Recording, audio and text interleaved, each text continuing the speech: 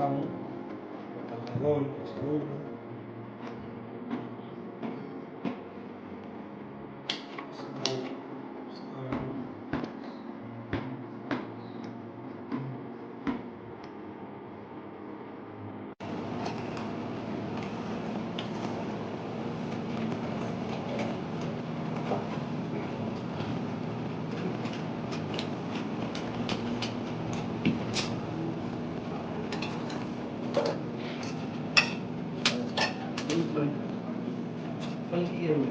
Se identifican con todo eso.